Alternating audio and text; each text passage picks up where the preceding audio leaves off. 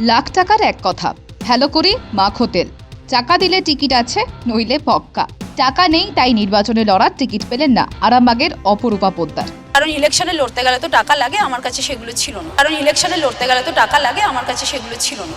দুদিন আগেই অর্থমন্ত্রীর অর্থ সংকটের কথা সামনে এসেছিল। টাকার অভাবে নির্বাচনী লড়াই থেকে সরে দাঁড়িয়েছিলেন খোদ দেশের অর্থমন্ত্রী। I don't have that kind of money to contest. আর এবার সেই একই সুর শোনা গেল আরামবাগের বিদায়ী তৃণমূল সাংসদ অপরূপা পোদ্দারের গলায়। কারণ ইলেকশনে লড়তে গেলে তো টাকা লাগে, আমার কাছে সেগুলো ছিল না। কিন্তু ভোটে লড়তে গেলে কোনো প্রার্থী তো সাধারণত নিজের সঞ্চয়ের অর্থের ভরসা করেন না। প্রার্থীর নির্বাচনী লড়াইয়ের যাবতীয় খরচ বহন করা হয় দলের পক্ষ থেকে। তাহলে দেশের অর্থমন্ত্রী বলুন বা আরামবাগের বিদায়ী তৃণমূল সাংসদের গলায় উল্টো সুর কেন? ইলেকটোরাল বন্ডের ফাঁস হওয়া তথ্য বলছে সবচেয়ে বেশি চাঁদা এসেছে বিজেপির ভাঁড়ারে এবং বাকি রাজনৈতিক দলকে পিছনে ফেলে এই লিস্টের 2 নম্বরের নাম রয়েছে তৃণমূলের। যাদের ভাঁড়ারে কোটি কোটি টাকা, তারা খরচে অনীহা প্রকাশ করছেন কেন? আর দলকে পাশে না পেয়ে নির্মলা সীতারামন বা অপরূপা পোদ্দারের মুখে যে অর্থ সংকটের সুর প্রকাশ্যে এলো, তা কিসের ইঙ্গিত করছে?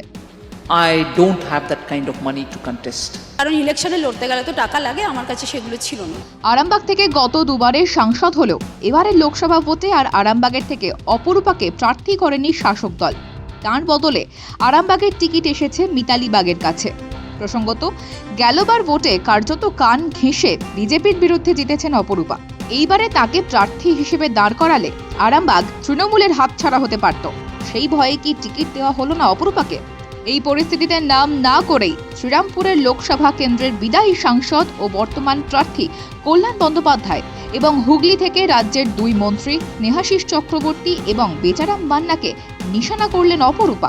আমার কাছে কোনো টাকা নেই ভোটে লড়ার জন্য, এটা আমার হুগলি জেলার রুরালের 2 মন্ত্রী জানতেন, সেই সাংসদও জানতেন, হয়তো দিদিকে বা উপনেতৃত্বকে তারা বলেছে তাই। ভোটে লড়ার খরচ বহন করে দল, তথ্য অন্তত সেই কথাই বলছে। তাহলে অপরূপার মুখে নিজস্ব অর্থের বিনিময়ে ভোটের টিকিট না পাওয়ার বিষয়টা সামনে এলো কেন?